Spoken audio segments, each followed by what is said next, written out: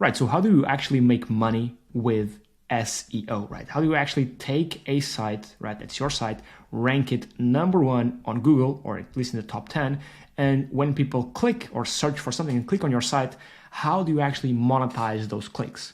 Now, there's a bunch of ways you can do this, right? But I'm going to give you the best way is if you're a business owner. Let's say your site is a Shopify store, or for example, a service-based business where you're a plumber, you're a plastic surgery clinic, you groom dogs for a living, right? Dog grooming business.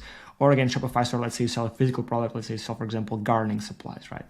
And you're going to rank your site for several keywords, and the whole goal is to rank multiple pages on your site for several keywords. For example, let's say the gardening supplies type keywords, you rank for them on Google, people click it, they read through your site, read through your blog, and eventually they buy your product, right? That's where the ROI is. That's how, in theory, you make money, right?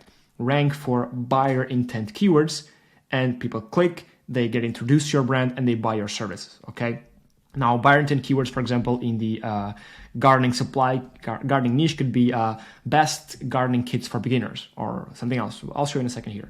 But for example, for a dog grooming business, or for example, for an iPhone repair shop, it could be, for example, how much does it cost to repair an iPhone, or where to repair an iPhone, right? All these buyer intent keywords. And I'm going to give you once again this analogy, which is the matrix I always strive for, which is on the y-axis, it's the buyer intent, and on the x-axis is traffic, right? So the higher you are here, the higher the buyer intent, the more to the right you are, the higher the traffic. Now, what does buyer intent mean? Before I fill in this matrix, I'm going to give you an example of what buyer intent means. Let's say again, I have, for example, an iPhone repair shop. I can rank my site on Google for keywords like where to repair an iPhone, or how much does it cost to repair an iPhone? But I can also rank for keywords on how to repair an iPhone. Let's say this keyword, how to repair an iPhone, has 10,000 searches per month, right? 10,000 searches. And the combination of these two only has 1,000, right? The where or how much, right? Now, one might think that's smarter to rank for this one, right? 10,000 searches, let's go, right? More people searching for it. Now, the issue is that there is more buyer intent here when someone is searching for where to repair an iPhone or how much does it cost to repair an iPhone. They're much more likely to buy, right? Their buyer intent is higher than someone searching for how to repair an iPhone. Because someone searching for how, most likely we can assume that they want to do it themselves, right? And that's why you should always put your keywords in this matrix, right? You don't want to be targeting keywords that are here, right? This is a low traffic, low buyer intent, right? Don't do this. And not here as well, right? A low buyer intent, high traffic. They're going to be hard keywords to rank for. Again, they might have 10,000 searches per month, but you're much more likely to convert 10 people that come from here than 10 people that come from here, right? Because again, these people are searching for where or how much, right? People searching for where, for someone to pay, or in a location to do it for them, right? Now, this is of course not to say that you cannot convert some of these people searching for how, right? For example, if you're ranking for how to groom a golden retriever and people read through the article in SEO, it's super hard, takes so much time, effort, takes so many materials, I might as well just pay someone to do it for me. Or maybe if you're a Shopify store, right, selling dog grooming kits, you could rank for how to groom a golden retriever, right? And recommend some of your products that link out to your Shopify store inside of the article, right? So again, this matrix will depend on your niche, on your business, right? But I always recommend you fill out this matrix before you're trying to make money with this. So ideally, you want to strive for keywords that are here, right? Which is low traffic, high buyer intent, right? Low traffic, in theory, they're easy to rank for. High buyer intent is the perfect keyword, right? Because again, someone's searching for best dog grooming kits, or best gardening kits for beginners. Or it doesn't have to be best, right? It could just be a specific product name or specific service name. For example, rhinoplasty in Lisbon. So there's no surgery in Lisbon, right? How much does it cost to do a boob job or a nose job, whatever, right? Those are high buyer intent. Because again, someone's searching for how much, where, they're most more likely to buy. And also here, these are high traffic, high buyer intent. These are good as well, but again, because they're high traffic, they're harder to rank for. So ideally, than here, and never really go here, right? Again, it depends on your niche and what you're trying to accomplish, but to make money, high ROI activities, just focus on this one and this one, right?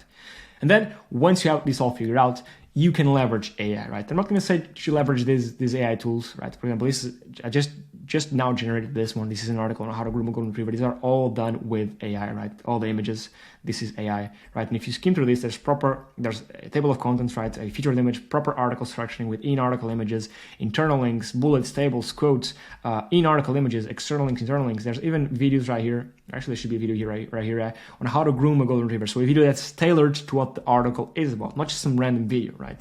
And it's included in a place that makes sense, right? So all this, I can just skim through this right here, and I can just click here to post to my integration one by one, publish to my site, or just click here, publish all, and it's going to be publishing all to my integration. My integration can be any one of these ones right here. It can be WordPress site, Shopify store, Ghost Wix, Webflow, Bloggers, Zapier, or external API, right? And or if I want to take it a step further, just go here to Autoblog, and I can set this up so it's in the backend generating however many articles I want and publishing it every single month, week, day, 12 or 6 hours. So essentially, you're connecting the AI with your site right here, and it's generating, plus it's publishing content on autopilot, like all these individual blog posts that you just saw there, to your site. Now, there's some more stuff that this does. For example, it automatically indexes the content for you. Just go here to set up an indexer, and you connect the AI with Google Search Console, and as soon as an article is published to your site, it's going to be automatically syndicated and submitted to Google for fast indexing. On top of that, if you go here to, if we scroll a bit down to social media right here, you can have it so as soon as an article is posted to your site, it's automatically syndicated to your social media platforms. That's LinkedIn, that's Facebook, that's Twitter, which is now called X, and all the others. Now, on top of that, it also does the keyword research for you, right? So before the generation, you can now do keyword research and then generate the content based on the keyword research. Let me go here for a quick example. Go here to keyword monitors.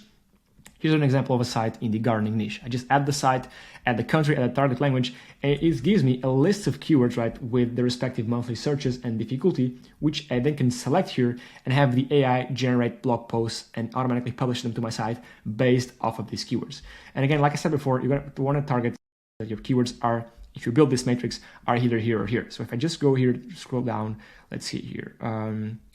Let's see, vegetable growing kit, right? Now, this is a high buyer intent keyword, right? It's a kit. It's keyword kit, right? Vegetable growing kit. Someone searching for this, most likely they want to buy a kit, right? Not build one or not whatever, they want to buy one. So it has only 110 monthly searches and a difficulty of 14. Now, but these 110 monthly searches are much more targeted than, for example, let me see here. This is not really, but this is high buyer intent right here. If we were to, let's see here. And let me see here. This one's good as well. Market gardening. Now, this is a weird keyword. I'm not really in the gardening niche per se, but this has 6.6 thousand searches. Not really a buyer intent keyword, but we can keep on skimming through this one. All season plants, gardening kit. Let's see here. Yeah, it's a great one. Like all season plant outdoors. Not really. Best stuff for growing vegetables. You can skim through these ones. This will depend, of course, in your niche and what you're targeting. But the whole goal is to skim through these keywords and put yourself in the customer's shoes and think, okay, if I were a customer for this business, in specific this gardening supply business, what would I be searching for if I wanted to buy the product that me as a business is selling, right? And you put yourself in your customer's shoes and try to make a list of all the keywords, like all the potential things people could be searching for, and add them here to this matrix. And then go out and build content for these ones and these ones. Now, we don't need to use journalist AI for the keyword ideas. You can even just use Google or ChatGPT. But then for the content generation, the content publishing and syndication, you should be leveraging this AI tool.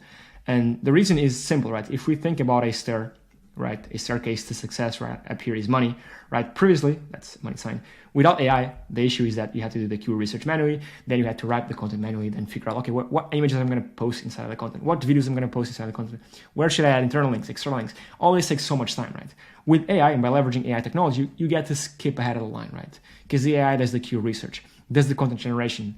Content generation is meaning that it is a full-on article with a featured image, a table of contents, proper content structuring with in-article images, in-article videos, bullets, tables, quotes, internal links, so linking out to your homepage, maybe linking out to other blog posts of yours, or maybe linking out to your Shopify store call to action page, external links, linking out to other authority sources in the space, all this done for you automatically, right? Then automatic publishing, right? Why would you want to go on WordPress or whatever it is the CMS you're using, and click publish, right? Just use this AI and automatically publishes it for you, right?